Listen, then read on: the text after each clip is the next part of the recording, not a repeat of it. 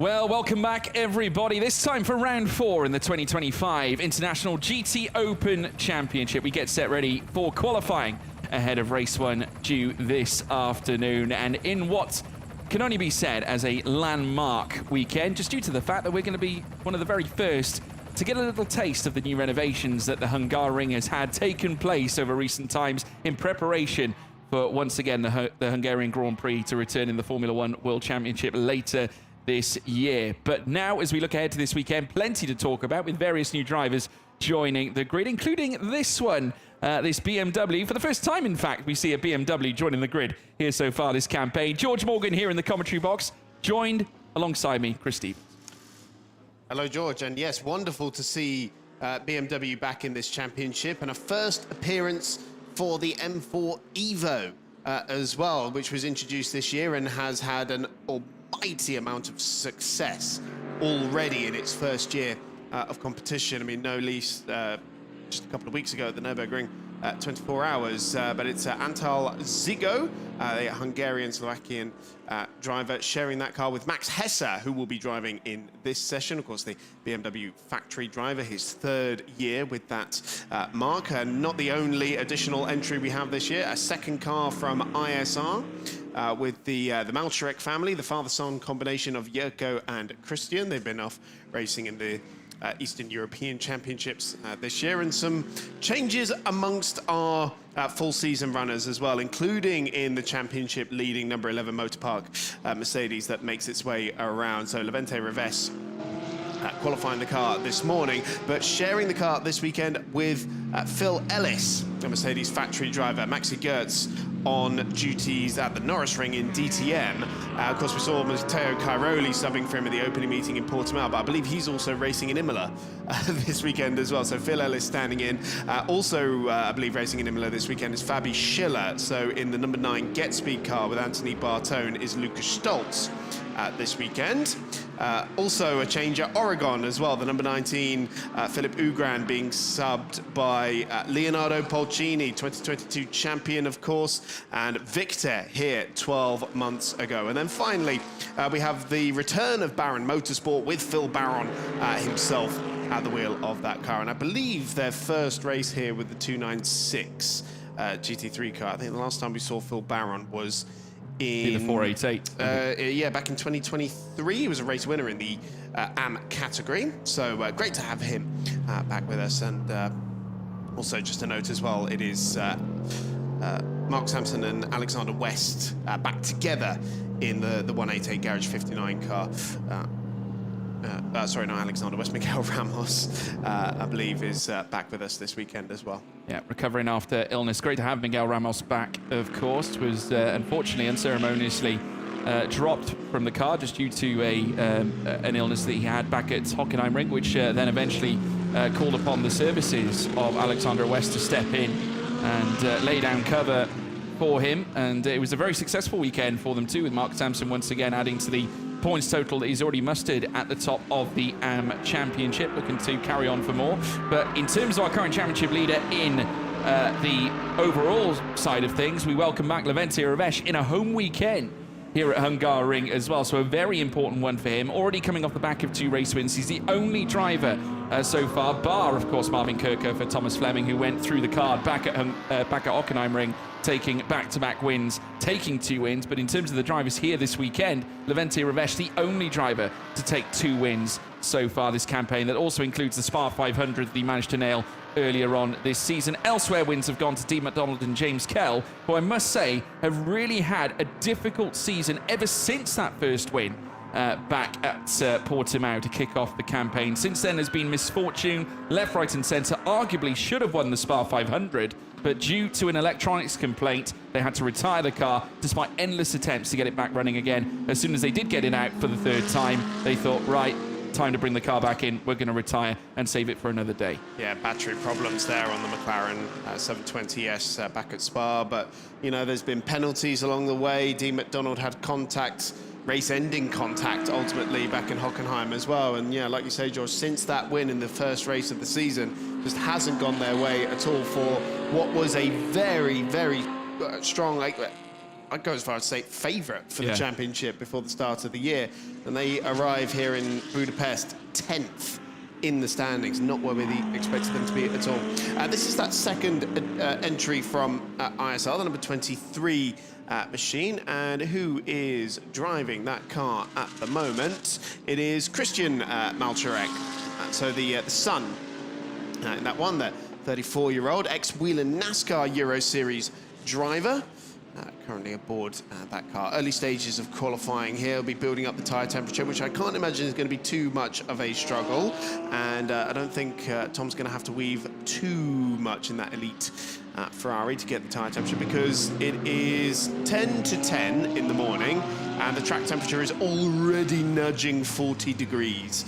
So I think come the race, there's going to be a lot of stress going through this Michelin rubber, but Tom Leben here building up to a lap. Yeah, I mean, it's not going to take a lot really for it to burst up. We were watching the temperatures rise during the junior single-seater support race that was on, or the junior single-seater qualifying session that was on prior to the International GT Open, and we were just steadily watching that track temperature increase moment by moment. And of course, like we all know, as part of the world of physics, the heat ramps up, the deg increases, and the tire wear shreds down.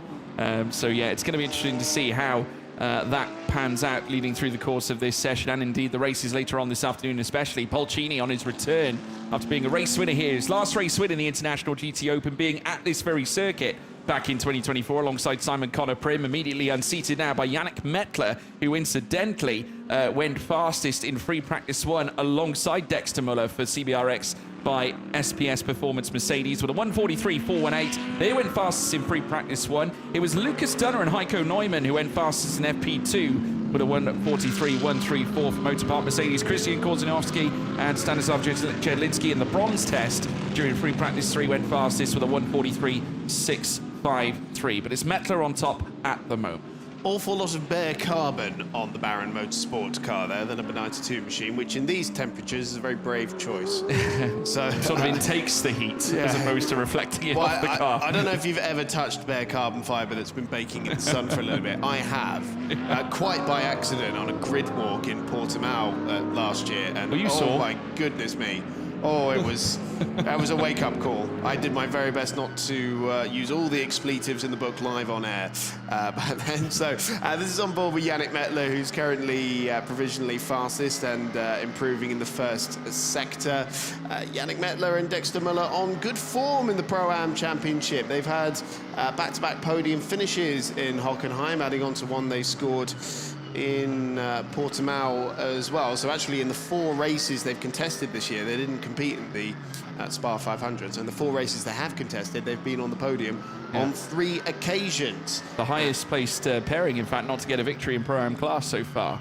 So yeah, very true. It's worth pointing out that obviously missing the Spa, that's their drop score. So just because they've missed that round doesn't mean they're totally out of the championship just yet. Even if just looking at the numbers, it might look like they are. As Mettler goes second fastest, it's Tom Lebon who's currently fastest at 1:42.544.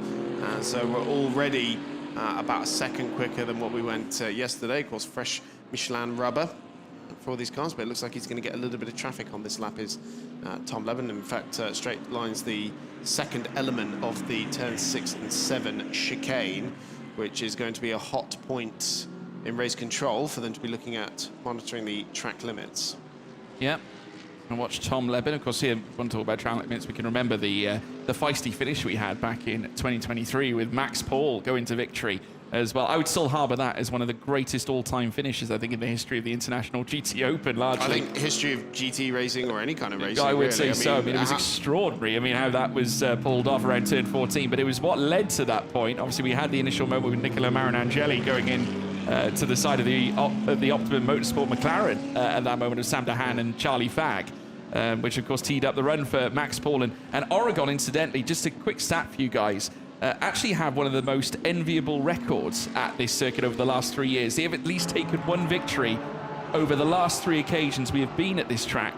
Of course, back in 2022, Kevin Gillardoni and Glenn Van Berlo winning race 2 all the way back in 2022. Of course, it was Pierre-Louis Chauvet and Max Paul in 2023, and that famous finish that we were just mentioned.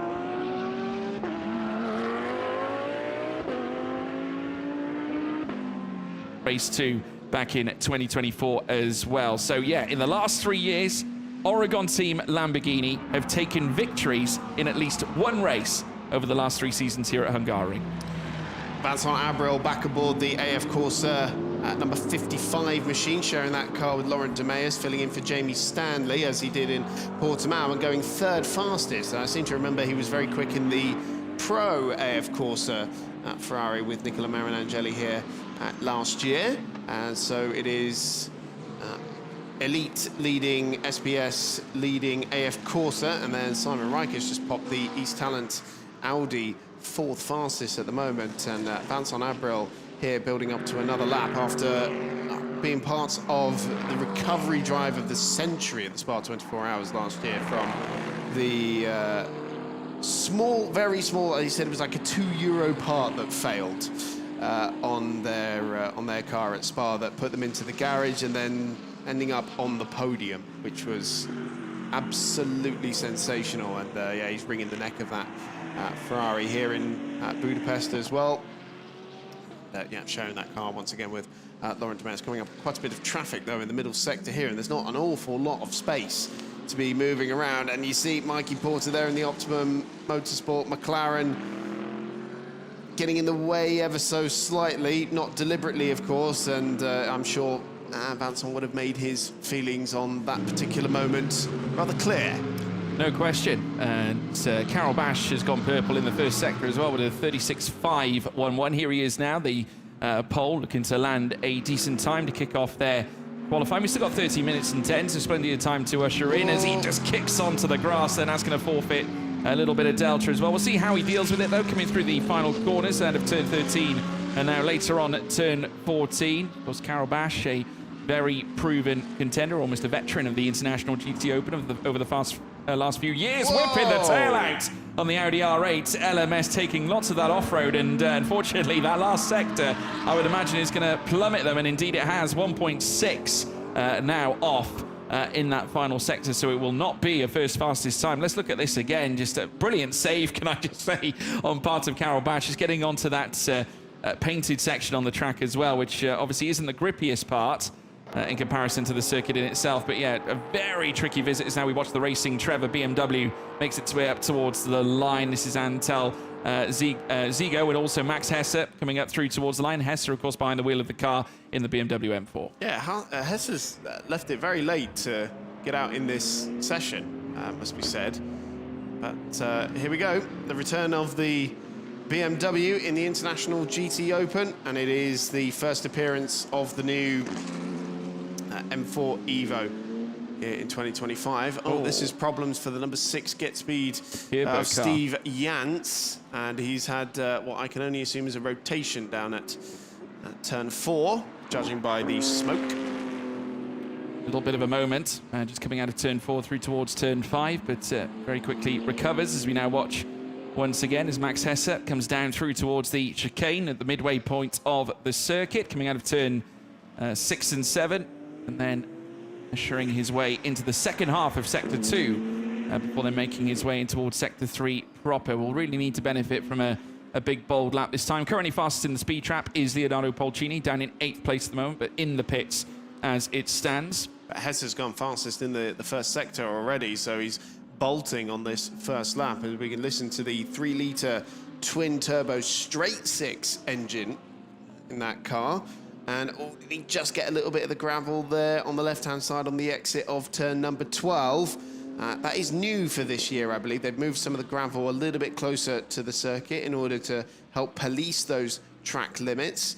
There comes Max Hesse then on a Rich Vayner form in the IMSA WeatherTech Sports Car Championship over in the States, winner of the 6 Hours of the Glen a few weeks ago, and does go top by nearly 0.2 of a second. So it's a 1:42.372 for Max Hesse. And well, I guess we shouldn't really be surprised. We know how quick Hesse is in GT competitions elsewhere. This car is definitely a pole position contender. Remember, a Pro-Am car, which he'll be handing over to Antil Zigo for the second part of the race later on. They've been competing in the Central and Eastern European GT Cup Series together for this year. Yeah. Now here in the International GT Open, Max Hesse lifting himself to the top with 10 minutes to go here in the session, nearly a 10th and 3/4 faster than Tom Leben at the moment, but has very quickly gone purple again as he now makes his way out of turn 5. Now down 3 towards the chicane at turn 6 and 7 again. You want to be very cautious, but with the big grunt and the powerful nature of the BMW M4, it'll make short work of the curbing coming through turns 6 and 7 this time. Now weaving through turns 8 and 9. Really have to have your throttle play about you to make your way around this very tricky and technical portion of circuit. Very narrow as well in places, but overtakes can certainly be made in heavy braking zones, and he's coming up to one of them now, heading in towards turn 12.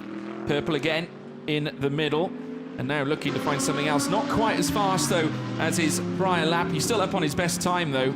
He is currently, that's obviously mustered him to the top. He's now looking for a decent final sector now, just to ensure his position up at the highest order. Of course, Leben, as I said, currently a 10th and 3/4 nearer the mark, away from Hesse's best time so far, as he now comes out of turn 14 and blasts out towards the line. And it is an improvement, and this time the time very nearly creeps up to 3.5 tenths, as we now take a look at the mass fans that are now packing the grandstand inside the pit lane. Great to see this brand new piece of architecture that Hungaroring has delivered for this year. Fantastic new facilities here at the Hungaroring, and it just looks so fantastic as well now, doesn't it? And it's not even 100% finished yet, so I think it's going to look even more spectacular by the time the Grand Prix comes, but it's nice for us to have this early look at it, so to speak, on our annual visit to Budapest. So Max Hesse is flying out there at the moment. This is a cool-down lap for him, though, but that almost looks like job done for him, doesn't it, really, in 2 flying laps. So let's see what anyone else has got. It is the BMW, the Ferrari, the Mercedes, and then Ferrari and McLaren inside the top 5.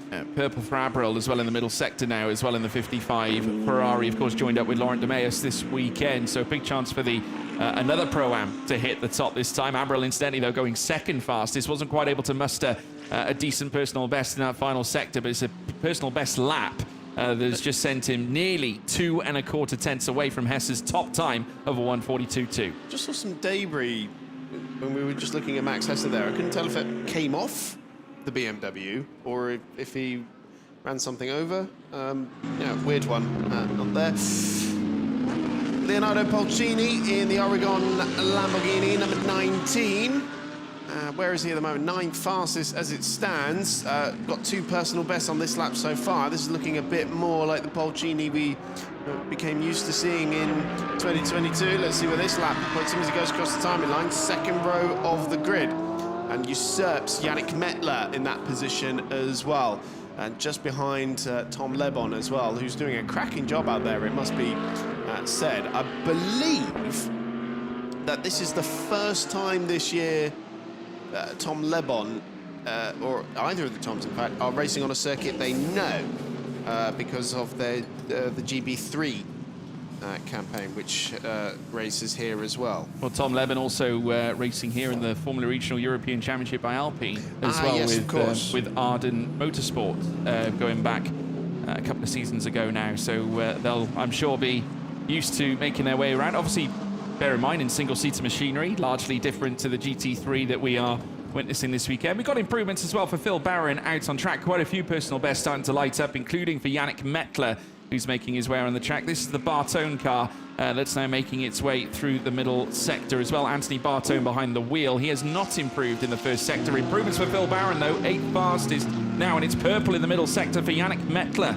as well, managing to muscle in a decent 37 in that middle sector. 25 thousandths away from Hesse, well, ahead of Hesse coming out of the middle sector, but now he's going to lose all that time after catching up with Mikey Porter in the McLaren in front of him now, as Mettler does cross the line, goes 3rd fastest, but what could have been coming out of the final sector if he had a clean run? That's the 2nd time Porter's been in the wrong place at the wrong time, really, in this session. I think some drivers will go and have a word with him after this. This is Ralph Aron in the 82 Get Speed Mercedes. It goes top with a brilliant final sector, fastest of anyone, and by just under a 10.5 pips Max Hesse to provisional pole position. Still 5 minutes left on the clock, of course, but the Mercedes factory driver up at the head of the field now. Just looking to see if Dean McDonald was on a lap there. He certainly was not, so I think that means he is on one now. Currently 6th fastest for the Greystone GT McLaren.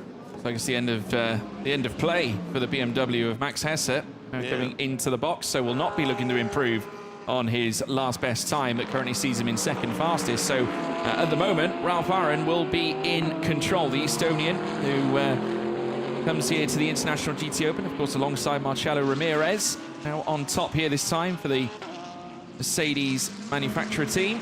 And we'll be looking to try and bring this home, but we have seen improvements elsewhere out on track. We've got personal best this time from Mikey Porter, who now goes purple in the middle sector this time. So the McLaren 720S now looking to usher its way inside the top echelons, and could yet find itself 1st fastest if he carries on like this. As we now wait for Porter, who's been right in the heat of the action, obviously with other cars out on track. There he is now in the number 4 McLaren, making his way out of turn 14. Can he surpass Ralph Aaron with a clean run? Goes a little bit wide coming out of the final corner at turn 14 now, but does go 2nd fastest, 95 thousandths between Ps 1 and 2, but it's still Ralph Aaron holding the cards. Dean McDonald improving in the middle sector, and Tom Leben improving in the elite Ferrari in the 1st sector as well. A cracking job from one of our GT4 graduates from last year, provisionally on the front row of the grid for the Optimum Motorsport McLaren team. And yeah, like I say, gotten in the way a little bit of a couple of drivers, but he's flying out there. And so is Tom Leben out there as well, fastest in the middle sector. And can Elite Motorsport bag their 1st pole position in GT3 racing? It's been quite an extraordinary debut campaign for this team that is steeped in single-seater history over in the UK. But Tom Leben driving up towards the line. Is this going to be fastest for the young Briton? It is, yes, by 3 and a bit tenths of a second. Tom Leben doing a cracking job out there. And with 3 minutes left on the clock, is this going to be a 1st pole position in GT3 competition for Elite? No doubt, a smile on the face of Tom Leben, but also I can imagine Tom Emerson and, of course, Chloe Grant, partner of Tom Leben, both have exceptional racing careers in junior single-seaters behind them. Of course, Chloe Grant also a racing driver who's been supporting Tom Leben all the way this season. We did, of course, catch her at a few GT Open rounds, but this is a brilliant display from one of our brightest young combinations that we have seen come into the International GT Open. And the general story about this season has been centered around the youth. Of course, we've got some fantastic young drivers. We look at Tom Fleming, last time out, who's really made a name for himself over the last few years in GT3 racing. Also coming into the Spa 24 Hour, where he also made another name for himself as well. Of course, twice over a race winner so far this season. Unfortunately, we're not going to see Tom Fleming here this weekend. But like I said, the new blood coming through the realms of GT racing at the moment is very exciting. And Tom Leben is no different. And he's purple again inside the 1st sector. Ralph Aaron also with a personal best in the middle as well, with a 37.095 after a green 1st sector as well. Comes across the line. Ralph Aaron can't improve in the final sector, but Tom Leben certainly can. Purple twice over. Sectors 1 was decent with a 36.2. It's a 36.8 in the middle as well. This could be a juggernaut of a lap here from Tom Leben, who now revisits here back again in the International GT Open here at Hungaroring with Elite Racing Ferrari as he now plummets towards the line. But is it going to be an increase in terms of delta? It certainly will be. Goes over half a second, very nearly 5.5 tenths clear of Ralph Aaron up at the top. Tom Leben, that was astonishing. I mean, look who he's beating as well. Ralph Aaron, a Mercedes factory driver. This is stunning pace from Tom Leben. Let's see if anyone can beat that marker, but that is quite the benchmark to put down there. That car riding the curbs beautifully and kicking up just, I think, a tiny little bit of grass as the concrete section on that curbing on the outside there just shortens towards the racetrack. But what a lap there from Tom Leben. Worth mentioning that Max Hesse is still fastest of the Pro-Am runners, as we've got an Oregon Lamborghini just dipping its wheels into the gravel, which was the 63 of Artem Petrov. Of the Pro-Am runners, so the top bronze driver at the moment is Philip Barron in 11th position. Really incredible pace from him, beating Steve Jans and Marcus Pavarud at the moment. Actually, Pavarud is the now the pro in that car as well. And then in AM, it is currently Mark Sampson leading the way in the championship, leading Garage 59 car in that category. Dean McDonald, only 9th fastest on that lap. Not where we expected him to see at all, as the checkered flag is now out. Yeah. Clock has struck 0, so now the final laps are going to be ushered in. At the moment, though, no one can hold a candle to Tom Leben's fastest time, and the sole driver in the 141s as well. If you want to just make this, well, certainly the grand aura of this lap that he has managed to pull together. Over half a second improvement, very nearly 5.5. 5.5 tenths quicker than Ralph Aaron over that last lap that he'd mustered. Here comes Phil Barron. He's on a personal best as well, looking for a grandiose improvement. 2 tenths just off the top at the moment. Carol Bash also finding time in the first sector. So we still have some decent final laps to usher in. Of course, Carol Bash currently 8th fastest behind Levente Ravesh, who's brought an end to his qualifying session. Simon Riker also hitting the checkered flag as well. Max Hesse, after an initial P1 visit, now down into 4th, as now Tom Leben has come into the pits, but looks like Carol Bash, after being swarmed up in amongst all the traffic, is not going to be improving on this run. I would say that is all she wrote. Tom Leben, for my mark, your fastest driver here at the start of the Hungary weekend, here for round 4 of the International GT Open Q1, and it's P1 for the Elite Ferrari team. Astonishing. First pole position for Elite Motorsports in GT3 competition. Of course, expanding the GT program from what was the GT4 European Championship. A lot of success there last year with the 2 Toms, but largely renowned for their single-seater prowess in the UK. And this is a momentous occasion here for Tom Lebon and for the Elite team as well. An astonishing performance. So Max Hesse did his 2 laps and went, but he does have the Pro-Am pole position, and Mark Sampson did bag home the class pole there as well in the AM category. And just looking to see if there were any other changes in terms of the bronze drivers. No, it's still Phil Barron leading the way there. And I was expecting more of a celebration from Tom here. I mean, he's quite a understated young chap. Well, straight out of becoming champion of the GT4 European Series alongside Josh Rattican back last year, and crossing over from the realms of single-seater racing as a junior. He's now making a name for himself in the GT machinery, and big smiles on the face of young Tom Leben, and a thumbs up as well. No doubt delighted with that. He's now being greeted by Alfredo Filipponi, and I'm sure he'll be having a few words with Tom very shortly. And he was as shocked as anybody, I think, at this point, but we shouldn't be shocked given the nature of this young talent. We'll take you through the results here at the end of Q1. Tom Leben, your fastest man out on track, the only 141 nestled in this session, at 141.519, ahead of Ralph Aaron in second for Get Speed. It's Michael Porter down in third, with Max Hesse in 4th highest Pro-Am, ahead of Yannick Mettler in 5th, Simon Riker in 6th, Levente Ravesh in his home weekend in 7th, Carol Bash in 8th, Vincent Abril in 9th. Next up comes Dean McDonald, not quite getting into the same vein of form we would expect, 10th fastest for Dean McDonald. Further down, Marcus Pavrud in 11th place. We then also have Leonardo Polcini on his return since his last win at Hungary back last year. He's in 12th. Philip Barron in 13th.